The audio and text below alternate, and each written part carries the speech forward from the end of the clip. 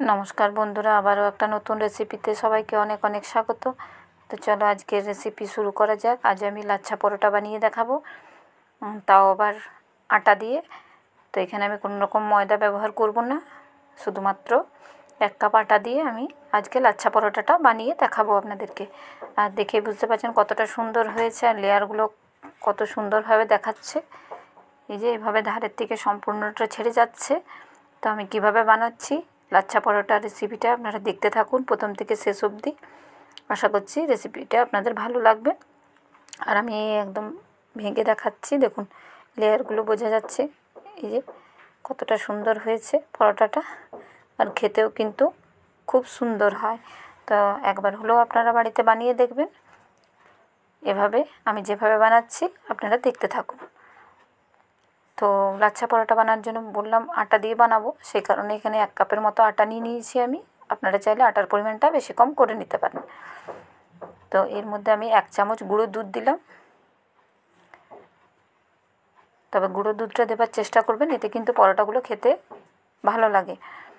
তো আমি প্রতি কাপ অনুযায়ী 1 চামচ করে গুঁড়ো দুধ ব্যবহার করি। এখানে 1 কাপ আটা নিয়েছি, সেই কারণে 1 চামচ গুঁড়ো দুধ ব্যবহার করলাম। পরিমাণ মতো নুন দিয়ে দিলাম। এবারে গুঁড়ো চিনি দিয়ে দিলাম আমি 1 চামচ ভর্তি করে। তো খুব বেশি মিষ্টি হয়ে গেলেও ভালো লাগবে না, সেই কারণে মিষ্টিটা আপনারা নিজেদের মতো করে দেবেন। যদি কেউ মিষ্টি খেতে পছন্দ করেন সেই অনুযায়ী মিষ্টি দেবেন, তবে একটু মিষ্টি দিলে পরোটাগুলো খেতে খুব ভালো হয়। আর 1 চামচের মতো সাদা তেল দিয়ে দিলাম। দিয়ে এবার সমস্ত মিশ্রণ শুকনোভাবে ভালোভাবে মিশিয়ে নেব। আর চিনিটা আমার আগে থেকে গুঁড়ো করা ছিল, সেই জন্য একটু ডাব ডাব হয়ে গেছে। তো এই যে ডাবগুলো হয়ে গেছে চিনিটা, সেটাও আমি কিছুক্ষণ মেখে যখন রেখে দেবো ঠিক হয়ে যাবে। এটা আবার তো গুঁড়ো করা থাকেই আমার চিনি বাড়িতে। তো সেই চিনি গুঁড়ো এই যে এভাবে হয়ে গেছে। তো এবার সমস্ত শুকনো উপকরণ ভালোভাবে আমি এবার চেপে চেপে মেখে নিচ্ছি। মেখে নিয়ে একটু জল দিয়ে একটা নর্মাল ডো তৈরি করে নেব আমি। এবার খুব বেশি শক্তও না, আবার খুব বেশি নরমও হবে না, এরকম একটা অবস্থা করে আমাকে মেখে নিতে হবে আটাটাকে। তো এবার আটাটা মেখে আমি 10 মিনিটের জন্য রেখে দেবো ঢাকা দিয়ে। 10 মিনিট পর লেচি কেটে দেখাচ্ছি আপনাদেরকে পরোটাগুলো বানিয়ে আমি। প্রথমে 10 মিনিট রেখে দিচ্ছি, তারপর ফিরে আসছি। কীভাবে করছি দেখুন। আর এভাবেই কিন্তু করবেন, খুব বেশি নরম করা যাবে না কিন্তু আটাটাকে, একটু শক্তই রাখতে হবে। তো এই যে আমি লেচি কেটে নিয়েছি, আর এই যে লেচি একটু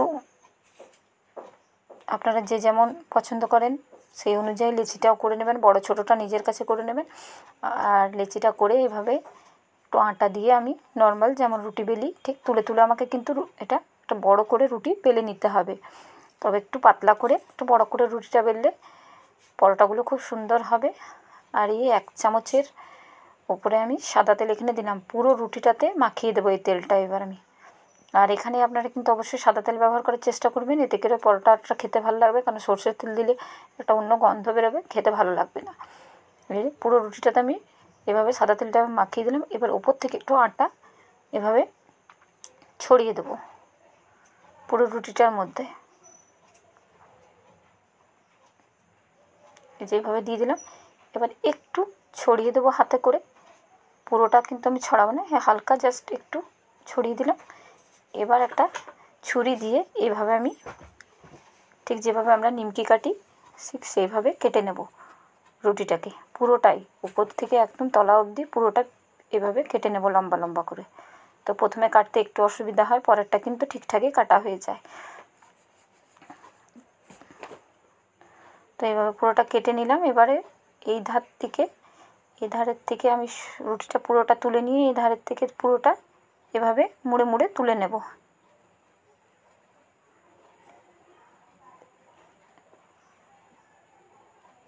তো আপনাদের যেরকমভাবে সুবিধা হয় ঠিক সেভাবে তুলে নিয়ে এভাবে মুড়ে নেবেন। এই যে পুরোটাকে আমি এভাবে তুলে,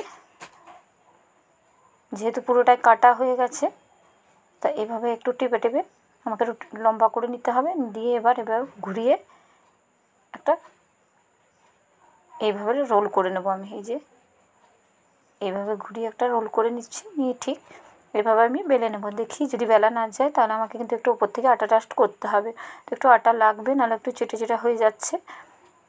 তো এভাবে দিয়ে একটু আটা দিলাম, একদমই হালকা, যতটুকু প্রয়োজন ততটুকুই দিলাম। দিয়ে এবার এমনি এভাবে আমাকে একদম হালকা হাতে কিন্তু এটা বেলে নিতে হবে, খুব বেশি কিন্তু চেপে বেলা যাবে না, লেয়ারগুলো তখন হবে না। তো সেই কারণে যতটা সম্ভব হালকাভাবে বেলে নিতে হবে। আর এই রুটিটা একটু মোটা হবে, খুব বেশি পাতলা করা যাবে না রুটিটা। তো এইভাবে আমি কিছুটা করে নিলাম। এই যে লেয়ারটা দেখে বুঝতে পারছেন আপনারা। তো এইভাবে আমি করে নিলাম। এবার তাওয়াটা বসিয়ে দিয়েছি গরম হতে। তো এবার তাওয়ার মধ্যে রুটিটা আমি দিয়ে দেব, দিয়ে আমি গ্যাসের ফ্লেমটা কম করে ভালো করে ভেজে নেব রুটিটাকে। উল্টে পাল্টে ভালোভাবে ভেজে নিতে হবে। এটা একটু গ্যাসের ফ্লেমটা কম করে করতে হবে। এবার আমি তেল দিয়ে একটু ভেজে নেব।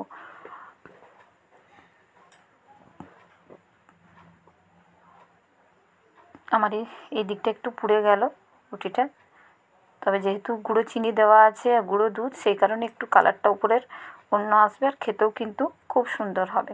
তো এভাবে উল্টে পাল্টে বেশ কিছুক্ষণ ধরে আমি রুটিটাকে তাওয়ার মধ্যেই ভেজে নেব।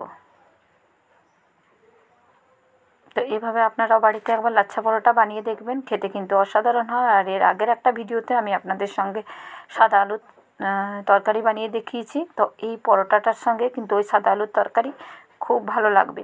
তো অবশ্যই আপনারা ট্রাই করবেন। তো আমার বাড়িতে তো দুটো একসঙ্গেই হয়েছিল, তো কিন্তু দুটো ভিডিও একসঙ্গে আমি দিতে পারিনি, কারণ অনেক বড় হয়ে গেছিলো ভিডিওটা, আর আপনাদের দেখতেও অসুবিধা হবে, সেই কারণে দুটো ভিডিওকে আমি আলাদাভাবেই দেখিয়ে দিলাম।